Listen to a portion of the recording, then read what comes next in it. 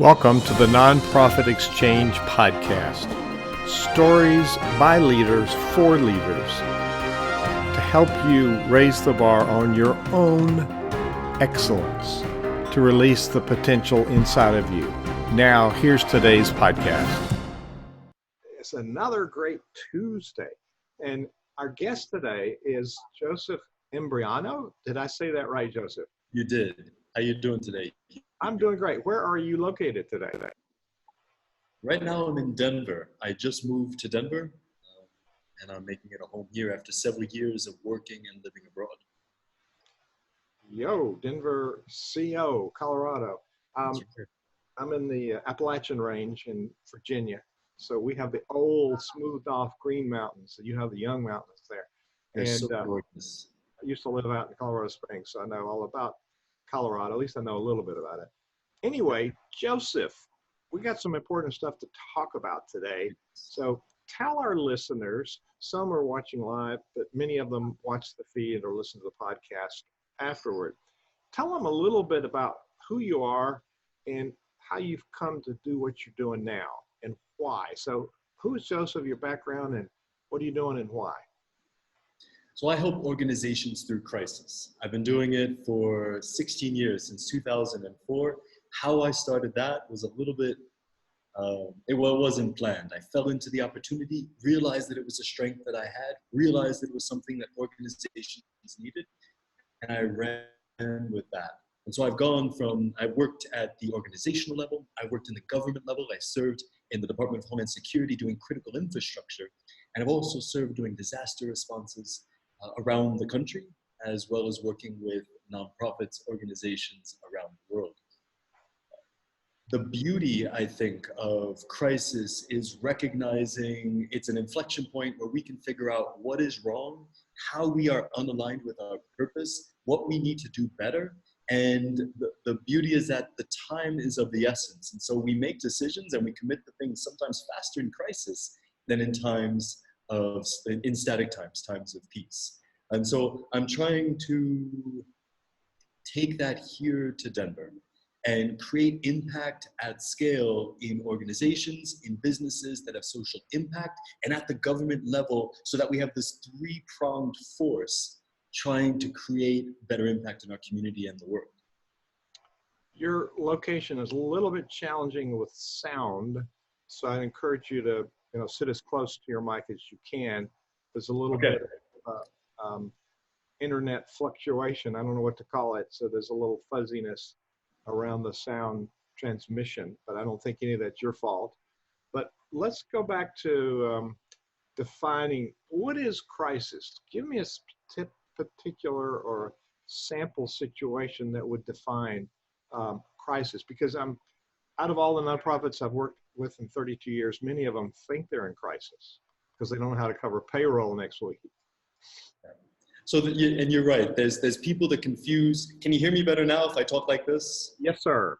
Okay, I just raised the volume of my own voice. Let's do this. There are people who confuse crisis with fires, with these small-term fires. And those are, I guess, crises. But the crises that I concern myself with are the mid to long-term crises. How is an organization moving towards its purpose?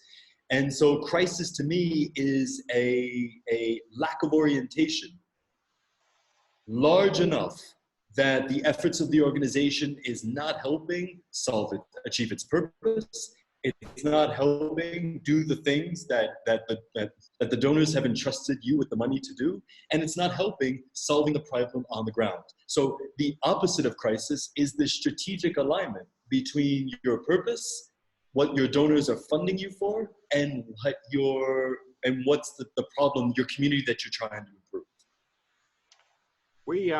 We record our podcast live on Facebook, and we're broadcasting to an audience on Facebook right now. You're listening to the Nonprofit Exchange, where for almost 6 years, we've interviewed people like Joseph every day. And you're the first one in 6 years that have really been upfront about this crisis thing, Joseph. We've had a lot of really good experts. And I think there's crisis that we know about, and there's crisis that we're not aware of. and there's crises that we are in denial about. You want to comment on any of those, or am I wrong? You're exactly right. And oftentimes, as we move forward in an organization, the leadership focuses on what they know, or maybe even worse, what they think they know. And they haven't prepared the organization for what they don't know and for all those uncertainties that happen with every decision the organization makes. And that's why it's important to build an organization with structures that can make the organization dynamic to solving what we know, what we don't know, what's about to happen, and all the outcomes of the decisions that we make. I totally agree with that. So everyone working on social impact, whether it's what we call a nonprofit or a for-profit. Sometimes I like to we learn from one of our interviewees that the opposite of the alternative for-profit is for purpose. So I really like that. So your nonprofit or for-profit or for-purpose or for-profit has their origin story that drives them every day to turn that vision into a reality. So talk a little bit about your vision. What does this organization look like? We're all growing our organizations, and they're going to that next place of fulfillment. But how do you see your vision and mission, and how do you see that taking place? Give us the name. I don't even know how to say the name of your organization, and what was the origin of that? So yeah, that's a lot of questions. See if you can address those. It is, but I'll go one after one. Let me know if you have another one. I love questions, so don't worry about it. Omni-Kai means, it has two meanings. One is the professional meaning, and one is the personal meaning. And I'm happy that both of them seem to coincide in one name. The professional name, I took it from two different languages, Omni meaning always, Latin, and Kai, part of Kaizen, which is the art of continually improving. And that is vital in every organization, to learn from past challenges and incorporate that into future opportunities and those challenges that come along with getting them. Personally, Omni still means ever, but Kai is the beginning of the name of Kailash, which is a mountain that is one of the holiest mountains in three big religions, in Hinduism and Buddhism and in Jainism. It's in Western Tibet, and I took a 9-month pilgrimage to that mountain. And that pilgrimage transformed my life. And so it's also reminding me to remember my roots, remember what's important to me, and using that as the baseline for everything that I do. So ultimately your vision for Omni-Kai, did I say it right? Yeah. Give us what it's about and how you manifest that. It's about impact at scale. For the last several years, I have been helping individuals actualize themselves, figure out their purpose. Businesses and small organizations do the same.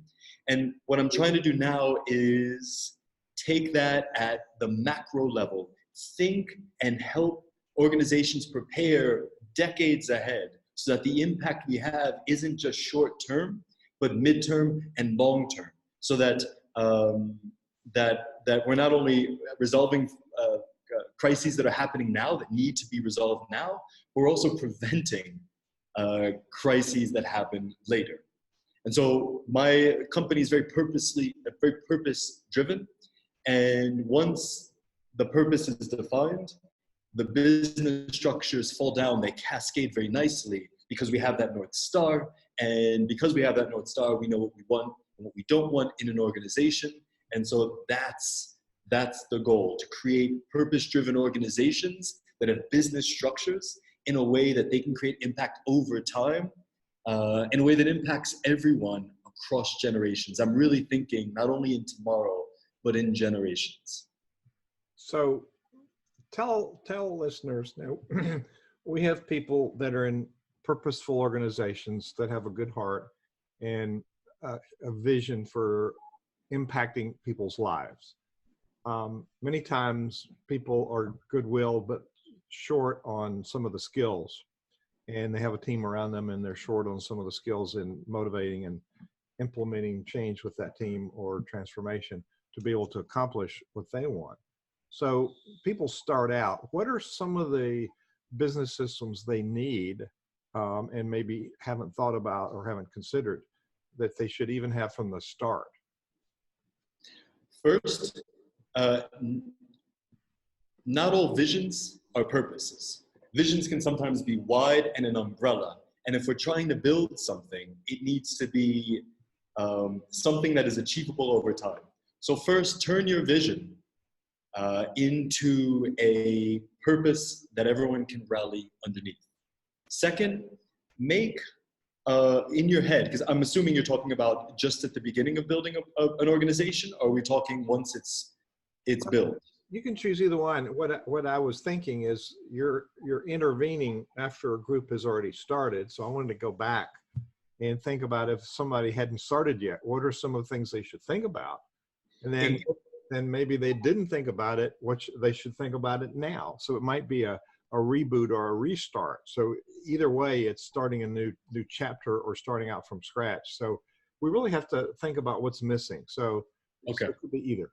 So yeah, so if we had to start it all from the beginning, the three pillars are purpose, something that's achievable, which is different from mission, organizational structures that can get you there, and then what is the team look like? You know, many organizations start out where the owner or the starter, the founder, is part of the business, but we need that person to be the leader who can see ahead. So how do you build a team around that can turn that vision into reality, that purpose into reality from the start? And that requires looking mid to long term. And it also requires a sense of humility and understanding and recognizing that there are things you can do on your own. And it will take time and effort and patience on the visionaries' part to go through those, what might seem to be tedious steps to setting up your organization for success. Well, if you don't do those, quote, tedious steps, you're really sealing your fate into failure. And we are social entrepreneurs at heart. We have the entrepreneurial spirit, which is sort of the shiny object syndrome. We want to go where we think we ought to go rather than having, like you're talking about, a system to follow. And so let's go back to the soundbite you gave us. Purpose is different from mission. So if you think about the writing of Napoleon Hill and all of the 500 leaders that he interviewed, had what he called definiteness of purpose.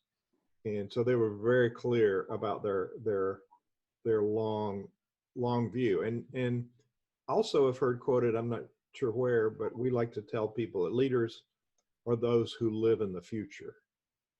So we see where, like the hockey players go where the puck's going to be, not where it is. And so speak a little bit more about the differentiation you see between purpose and mission. So mission is where everything, so in terms of achieving a goal, in terms of turning a vision into reality, oftentimes when you ask someone their vision, they paint a picture as to what they want the world to look like, where they want the puck to be, in your example. But a purpose is more of a hierarching motivational speech on how we're going to get there, right? And those two intersect at what I call a North Star. And so to get to this vision, that is the new world, we need to strive for this purpose. And to strive toward this purpose, we need people who are focusing daily on building what it takes to turn that purpose into that vision.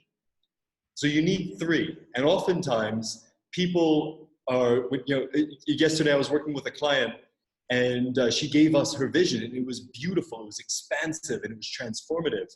But when you turn it into how are you going to do it, it's very difficult for visionaries to become operators and to become people who can turn it into reality. So it's very important. If you are a visionary, that is your strength. But understand that turning it into reality requires different sets of skills. So surrounding yourself with operators, with people who love to get in the trenches and figure it out themselves, build, test daily, that makes a team. And it's a team that turns that vision into reality, into an organization that has impact. It takes time to turn that ship around, and many good intended people don't really know how the operational side. Visionary people are not necessarily tactical. Russell, are you, Russell's been having some internet problems, and I suggested he use the hammer, but maybe that's the problem. He used the hammer. So the questions are in the chat screen, Russell. So on the computer. So Joseph and you are both in Denver today. So Joseph is speaking our language, and so Russell has finally gotten some airtime. He's gotten through the internet of mystery in here. So Russell, you're the one that brought Joseph to the show today. Thank you for that. Greetings, and it's nice to see you both. It's been an interesting morning with my signals coming in, popping out, and so they've had some intermittent outages, I guess. Welcome, Joseph. I thought he was a great fit and loved the stuff that you're doing, so that's why I invited him here. I appreciate you having me here, Russell. This is a great conversation, one we need to have more. Yeah. Our tentacles reach out even to Denver, Colorado. So Russell, we've talked a little bit about the work of Omnikai, and I've learned to say that, and I've learned to say Imbriano. You know, I'm Southern. We have our own language and our own way of saying things. So I might say it wrong to you, but it's right to us. It's coming together. His vocab is coming together. Yeah. Yeah, we got our own pronunciation, our own grammar rules, so that's how we fly. So, Joseph, what's the most important thing that you bring as an outside resource we're focusing on nonprofit sector. So any kind of nonprofit sector, whether they're working in a religious organization, whether they're working in a membership organization, whether they're working in a community service organization, any of those variances, what's the most important thing you bring to the table to help them cut through these barriers we're talking about? So what I'm really strong at is recognizing what is missing in the current picture and then tying it to the strategic picture that the organization has, and then going down to the tactical level that's important at, and then implementing it there. I have like this conceptual way of looking at things, and so everything becomes, even an idea becomes a 3D model. And I can look at it and see, okay, this is what you want, but this is missing. How do we get here? How do I communicate that? And how does everyone understand how it fits into the bigger picture? The added benefit, particularly in organizations that are helping out communities that need to improve sooner rather than later, is dealing with all of that in uncertainty. Something that over 16 years of doing this has been really helpful for the organizations that require this transformation. 16 years. Whoa. Yeah. Wow, that's a lot. I got double on you, but I'm triple your age. So we hear, I won't say the thing, Russell. So we are. Okay, good. We are, Russell and I have heard, and I'm going back to your comment about the tedious work of doing the planning piece, articulating what that purpose and mission is. We have people tell us, oh, I don't have time to do a strategy. I've got too much work to do. I don't need to think about these business principles. You know, that works for business, but this is a nonprofit. How do you respond to that? So I don't come from the business world. I've lived in the business world, I've lived in the government world, and I've lived in organizational world. This isn't about business versus nonprofit. This is about people. And this is about turning a team into something that creates the purpose that you're looking for, that creates that vision that you want the world to be in the future. So it's substituting the right question, which is, how do I make this work with all the tools available to me? For the wrong question, which is easier to respond, do I think business should be a part of nonprofits? No. And that is a short-term way of thinking that has long-term consequences. So how do you unravel that, right? if I had a problem that requires organizational structure, that requires changes that may be, you know, business in one sense, that may be Buddhist in another, that may be, you know, sports related in another, but these three tools will help me turn this into a reality, then to me, to me, it makes total sense, right? So it's breaking away from this weird dichotomy that we have, this weird tension between the business world and the nonprofit world, and saying, hey, there are things that all of us have learned as we all go out and build things. What can I use to make my purpose happen? What can I use to have impact in my community? What can I use to turn my donors' money into something, into real change?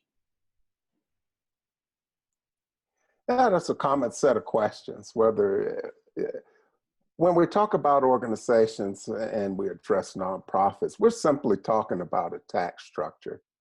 But the real question is, how can I deliver more value doing what I'm doing in a better way? How can I deliver it more efficiently, more cost effectively? How can I provide better service? So it's really a question of setting up systems when you look at it that way. Why is it that nonprofit leaders have so much difficulty crossing into what's just generally systems thinking? What's the point of resistance there? It's an interesting question that has different answers depending on who you speak to. Sometimes I think it is the systemic thinking that business has no place in nonprofit has no base, and that is an argument that people are having that negatively impacts the organization's success. Right? I think it comes down to often how we come to a problem and what solution we have. And is it with the heart? Is it from a visionary part? Or is it from the operational side in terms of systems and structures? Because this isn't a tension that only exists between the worlds. It exists within business, and it exists within government and in organizations, where a visionary says, this is what I want. The operations person says, well, this is how we get here. And they look at each other going, wait, what?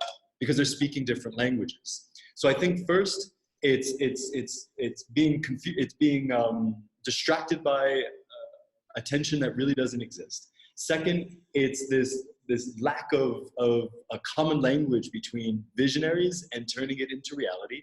And then third, there are these competing goals between what the donors want, what the organization wants to achieve, and what the community needs. And so when you put all that in, it becomes a very difficult, tangled mess to solve, unless you find that communication can align the needs of what the donors, the organization, and the community needs, and then just ask, what is it that will get me there, and do it. Well, it's all that relationship building and really understanding your audience. And that's the key with nonprofits. You got so many customers, as it were, and they have different needs, they're different values, but at some point there's an alignment in that vision, and moving toward that seems to be the trick that a lot of people have. So what are some of the things that leaders can consider that'll help reduce some of that resistance or back off some of that fear trying to balance all those priorities? Clarify what it is you want to achieve. That doesn't mean create the vision. Clarify what it is you want to achieve. Break it down into periods where you can achieve it. So maybe a 6-month goal, or a 12-month goal, or a 2-year goal. Create metrics that can show growth. That'll be helpful not only to communicate to the community, but also to the donors. What you're trying to do is measure how effective your organization is working at creating the change that it's there for. And then from there, get rid of all those other things that don't align to these goals, right? Those shiny objects that we may have picked up, those pet projects that are taking our time and our energy, those need to go. Third, create the proper systems and processes so that everyone, from the leader of the organization all the way down to the volunteer who may be right there in the thick of it all, right there on the streets, they understand their place within the purpose and the goals, and also they understand how everything they do fits into this larger thing. And by creating things like communication structures, everything can be passed off in a way that there's no miscommunication. And creating technological systems can ensure that things can happen when you're asleep, but movement is still happening. Having, automating things like ordering and supply chain management and that type of stuff, delegating out your weaknesses to people who are stronger in that, right? That helps create a structure that can thrive without the leader constantly looking in and seeing if everything's okay. If everyone knows their place and there's trust and there's communication and then there's this singular purpose and this singular goal, then it's a lot easier for an organization to be effective. And then finally, it's getting the right team together. It's about turning the organizational mission or the donor's mission into a unified goal, a team goal, so that everyone has buy-in, everyone is willing to get up every day and fight for it. And every challenge is looked at as a step forward towards that goal and not as something that is hitting them, a fire, right, that has to be tended to. So those are a few steps right off the bat. Well, yeah, it says people are a little bit more motivated to do things to eliminate pain and to gain something. And that's what Tony Robbins says. It's remarkable.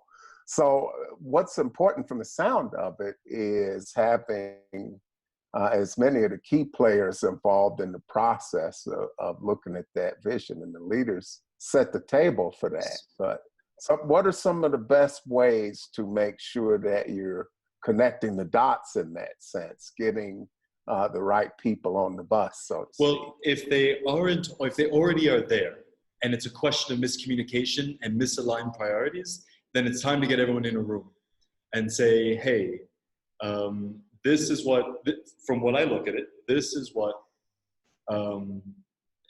it looks like the interests of the donors are.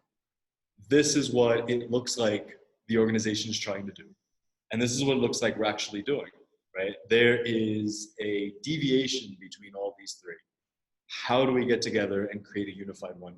This is often the best time to reach out and hire a mentor or a coach, because that outside perspective can be helpful, particularly if there are these competing interests that are contradictory.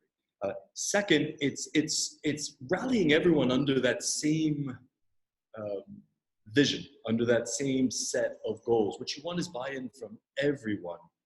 And so it's a difficult conversation, but it's one that is so necessary, because if, like you said, if you don't have your table set, you're not going to be effective. Your impact is not going to be as great as you want it to be. You're not going to be able to achieve your goals in that same sense.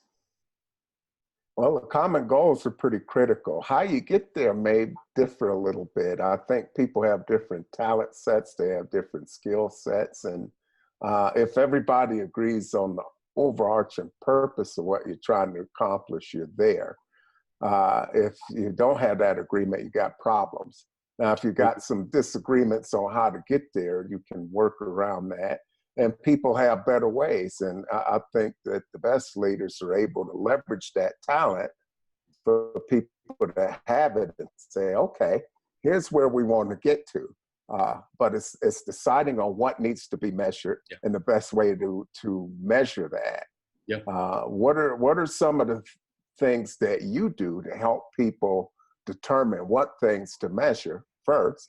And then secondly, create tools that are easy enough to use and understand so that they can be implemented into the work of the people on the ground delivering the services, so that they can both function and still collect the data they need.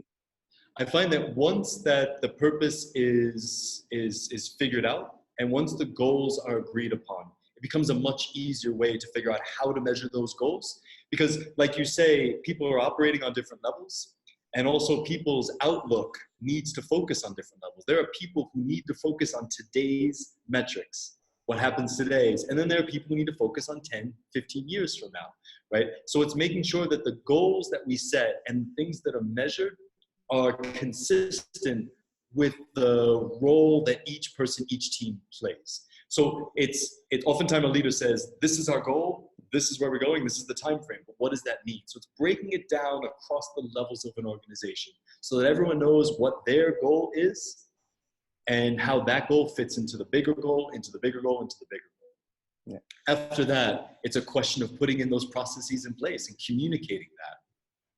So everybody's got key performance indicators, whether no matter what type of structure they're running. Talk about some of the key performance indicators that are necessary for any type of organization. And what are some of the most common mistakes that people make around those? Around measuring those or looking at them? So there's usually the return on investment is the biggest one. But the problem is if the investment isn't defined, then you have a lot of problems, because how can you gauge a return on something if you don't know what you're trying to achieve? And when you break that down, that exists across all organizations. You're getting money from funders. How do you turn that money into maximizing your impact using the systems and the talents that you have? That's what it is, right? And so by unpacking what the goal is and clearly defining it and establishing what those KPIs are, what it means, you can then take and look at the return on investment. And those break down into a lot more KPIs, but at the leadership level, and I think most of the people we're talking with here, most of your listeners are at that executive level, understanding the power of just that one thing, ROI, can cascade into making your business so much more effective. Oh, that return on investment, ROI, return on impact, return on influence, return on inspiration. Yeah. There's a lot of returns that are folded into that and things that really ought to be measured. And sometimes it's important to talk to the people we're serving when we're building these services, because that's how you find out what's really important to them.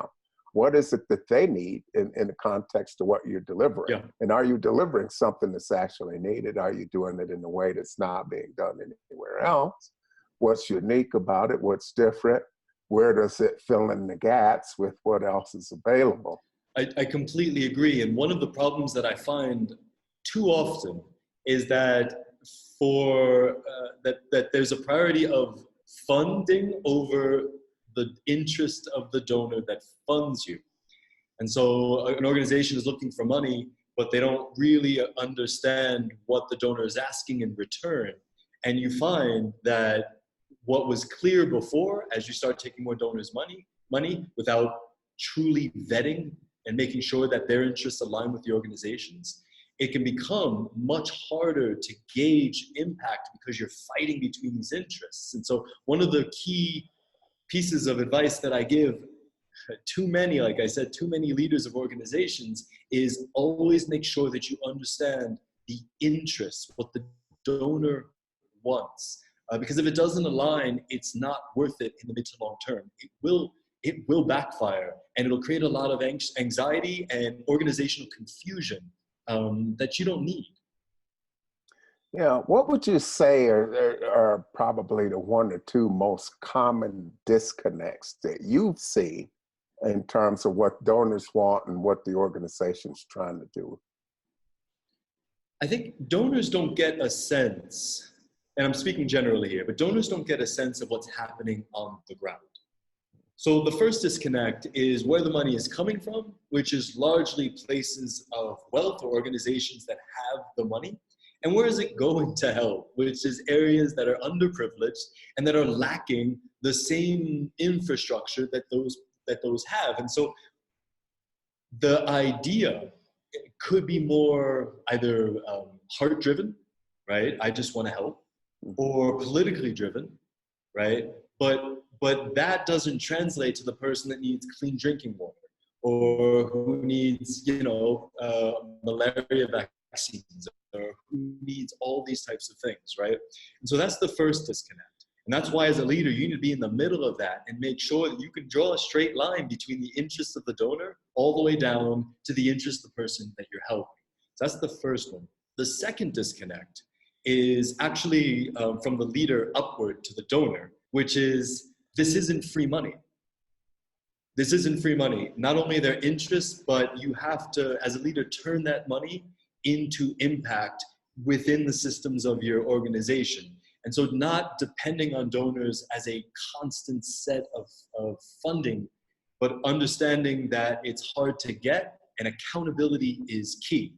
And so the donor says, the donor will say, I give you money, and the leader says, thanks. The donor saying, I give you money because of this. And many leaders take the money and go, okay, let's just do it, but they have no sense of accountability, no metrics to measure that return and make it more cost effective. And so there's a two-way disconnect that can become very dangerous, not only because of that relationship, but for the people on the ground that need your help. They don't get those services at lower cost, at higher impact, and in a way that helps them change faster.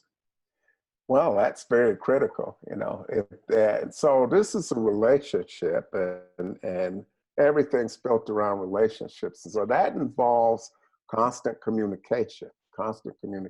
So, and that involves a lot more than a phone call saying thank you, and then 6-12 months later, hey, we're back. We could use a little bit more cash here. It involves more than that. And so talk a little bit about the cycle of relations and some of those critical touch points that can help prevent these sort of breakdowns. The first meeting is important, but we just talked about that. As you say, you have to keep that relationship alive, because it's not only a transfer of money, but it's a transfer of mission. And it's their commitment to give you money, and it's your responsibility to show them how what they're doing is having impact on the ground. And so so first the business sense, right? Having the organizational sense, having those frequent meetings to say, hey, we use X amount of money to start this project. We think it's amazing. Here's a small video clip of someone, on the first day of this project in, Haiti, distributing clean water, right? This is what you're doing. Connect the money to the mission in a visual way so the donor is bought in too, right? We're leading, many people in the organizational space are leading and giving and waking up every day with their hearts. So speak to their hearts using organizational structures and methods and videos, saying this person was helped because of you. Second, like you say, it's all about relationships just on the people level. Go out, have coffee, have weekly phone calls with your donors, and help it, because how do I explain this? The interest at the beginning. So if you were the donor and I was the leader and you just gave me money and there was this interest and I accepted it, that changes over time because the situation on the ground changes over time. And so what you want is to combine forces and try to find a better way, a better solution to solving the problem on the ground, to having that impact. So recruiting that donor as a potential solution, as a person who can come up with even better ideas, is just it's a no-brainer, because it's their money, they're invested, and if you keep them invested and you keep them figuring out what's going on, then they are bought in, not only financially, but in terms of constructively solving the problem. Joseph, you've probably seen nonprofits that have a great vision that don't attract funding. What are some of the reasons that groups don't attract funding that they need? A lot of times it comes down to what's in the grant. There's a few things. One is they say what they want the vision to be, but they don't say how they're going to get there at a tactical way that the donor can follow them. Two, and this is something that I think is just crucial for every single every single person looking for money, introduce your team. Show the donor who it is that is going out every day, turning that into reality. 3, show that you understand the challenges. Say, these are the counter forces that can prevent us if we don't take these paths. 4, be vulnerable. And what I mean by that is say where your organization is strong at and say where you're trying to bolster your organization. And then 5, tie everything to the donor and the community. I've seen many proposals that say, hey, we want to do this and we need money. And it has to be, this is the impact we want to have, but with your money, this is the impact we're going to have in 6 months, 12 months. You know, always bring it back down to the impact instead of going, we can't do this without you. It's not a telethon.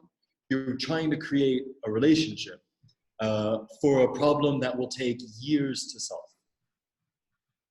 So this makes the NonAsk event very important too, because you're putting donors and the people getting the services together in the room to have a conversation, you know.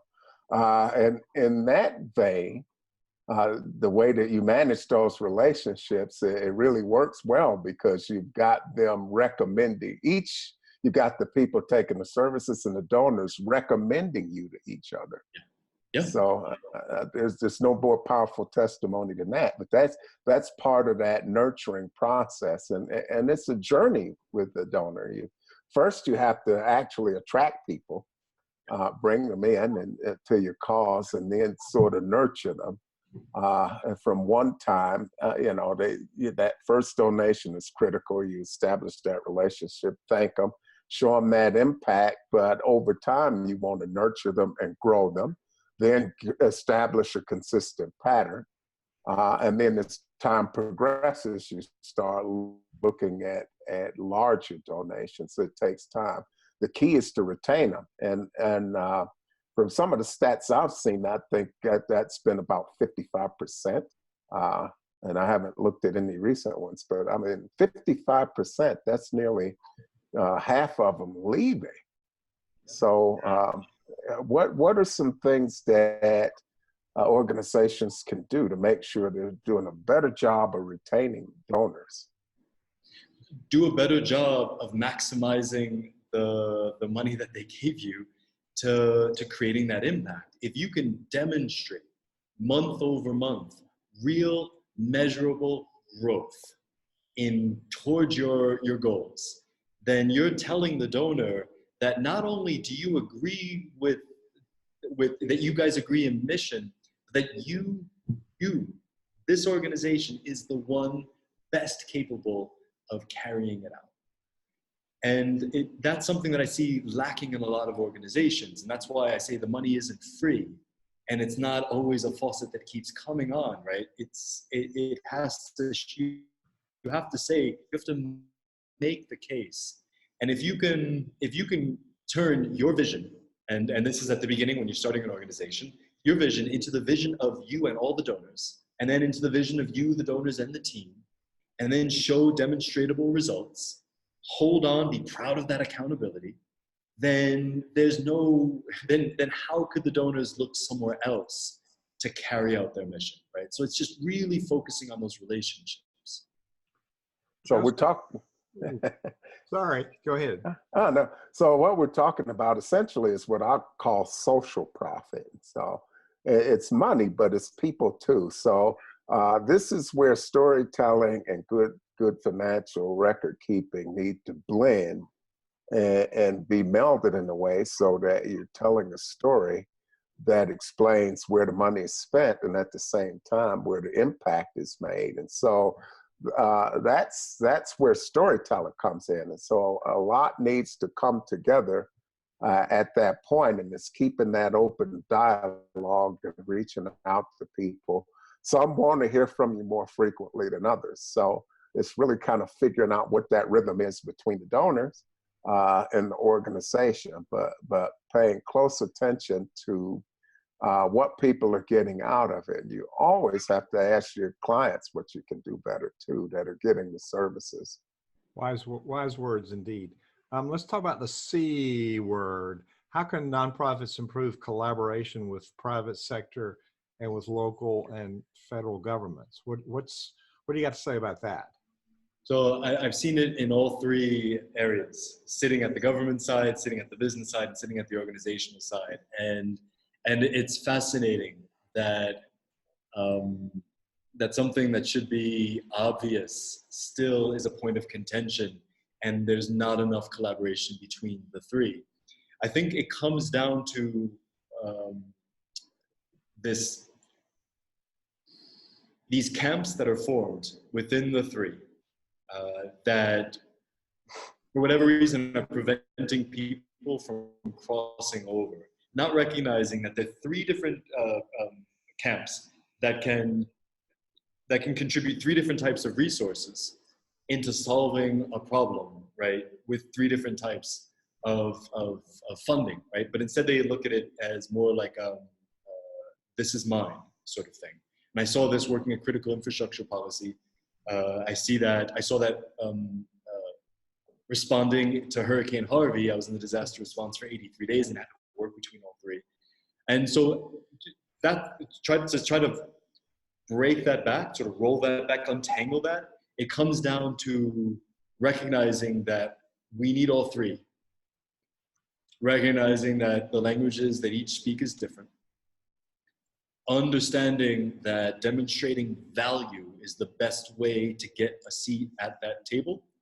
And then demonstrating value is also the best way of getting your voice heard at that table. And then finding areas of collaboration in a way that by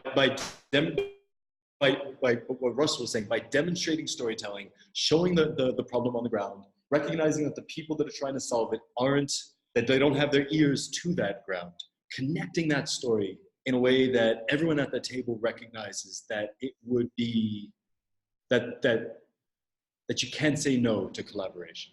I find that works really well in a crisis when there's, like when the hurricanes were happening, all sorts of industries were sending resources down. And so there was that. But in times of peace, in times of stability, there isn't. But even in times of crisis, what's lacking is a central coordination. And I think each side doesn't want to give up decision-making control to the other. So it's still this contentious 20th century way of looking at each of the three, not recognizing that we need each other to solve these problems.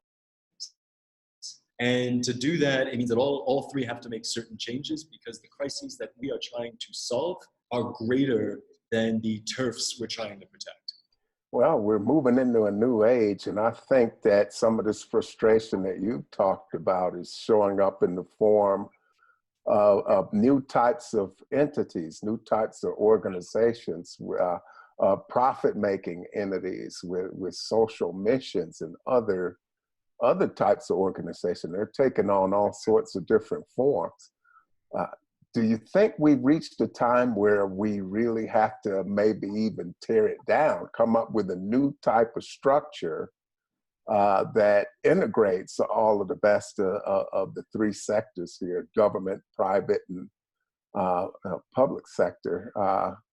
Is this the time to look at maybe a new structure? And are we going to see more of these types of businesses and new structures going forward? I think yesterday was the time to find new structures. I think that because leadership now grew up in the time of that contention and that frustration, it's hard to get them to start making the changes to the structure. But at the same time, like you said, there's a lot of younger people in their 20s and 30s that didn't grow up with this structure, they don't carry the frustration. And so they're starting these new for-profit enterprises and other structures that are effective as well. And in some ways are even more effective. The challenge, the opportunity, I'll say, is getting leaders to recognize the opportunities that come when everyone collaborates by removing that frustration, recognizing that, as you say, we are in a new age. And many of those structures were built for a different age, for a Cold War type age, for a post-World War II age. And now we're in a different age. And so it's time to make sure that our structures align with the current reality and aren't built for yesterday's problems. Well, and I think And we definitely, the social benefit sector can take the lead in redefining how we relate to each other, how we work with each other, and how we change systems, because certainly we're seeing a lot of signs in today's world of those systems being broken, or they have evolved to where the creators of the Constitution, the framers of the Constitution, hadn't really thought about. So I think the work that we do in the nonprofit sector is more important than it's ever been in history. So we actually have to bone up on our skills and beef up our ability to do the work that we've said we're going to do. So we need to replicate Joseph so he can work all around the country. So I want to do a sponsor message here, and then I'll throw it back to you to leave a short closing thought or a challenge or a tip with people as your closing thought. And then Russell closes out this interview, and we appreciate your being here and sharing your wisdom of which is far beyond your calendar years, I will say. Our sponsor today is a virtual card called EZ Card, and it says EZ, letters E and Z, because it's easy. And you can get the CenterVision EZ Card by picking up your smartphone, and you open a text program, and you text 64600. And then we're going to abbreviate later in the message, LDR. LDR, you're going to text that to 64600. And then you'll get a text back, and you'll touch on that link, and you'll have the CenterVision EZ Card on your phone. Now we're connected. You can see the programs that we have. You can even see the video we're on now. You can see that embedded in the Nonprofit Exchange tab on the EZ Card for CenterVision Leadership Foundation. And in that EZ Card, it says get your own EZ Card. So for your organization, it's a funding vehicle. It's how you can engage people to come to meetings, attend events. It's a way for you to push out messages with the text function. It's got a lot of functionality that you can, it supplements a website. It doesn't replace your website, but it's your organization in their hand. And so you're always connected. EZCard.com is the company, but text LDR to 64600, and we will be connected on EZ Card for CenterVision, and we encourage you to get your own. Joseph, what thought would you like to leave with people? We are in a time that has a great opportunity. Nowhere that I remember has the entire world started focusing on impact and looking at things like purpose. We are at a moment that maybe we had wanted to be 20 or 30 or 40 years before now. This is an opportunity. So let's learn. Let's clarify our purpose. Let's build. Let's learn from the tools of other organizational structures. Let's find a way to turn our visions into goals and our goals into realities by building those structures, by collaborating with government and private sector, by removing any ego and having the humility to ask when you need help. And I believe that these next 20 years are a period of opportunity unlike any other. And I'm happy to be a part of it. And I'm happy to know that there are people like you who are also working hard to changing the world in a way that is positive. Thank you for your brilliance, and we really appreciate you coming by and sharing those insights. And these are the type of fresh young minds that I'm comfortable leaving the world to when I'm not here. I'm really appreciative of that. Thank you all for joining us here on the Nonprofit Exchange. We're here every Tuesday at 2 p.m. Eastern, where we have brilliant young leaders like Joe and other people to talk about being on purpose and making a difference in the world, and just finding ways to do that a little bit better. Get your Easy card. We are here every week at 2 p.m. Eastern. You can find us on iTunes and Stitcher for the podcast. You can subscribe there. You'll never miss a beat, and you'll be with us at all times. If you go to the centervisionleadership.org website, there's a big blue button in the corner that says Join the Day. Click on that button and sign up. We have all kinds of cool tools, interviews like this, and other tools you can use to help you make your day-to-day a little bit more successful. Thank you very much for all that you do out there. Keep making the difference that you make, and be sure to be here next week for the next edition of the Nonprofit Exchange.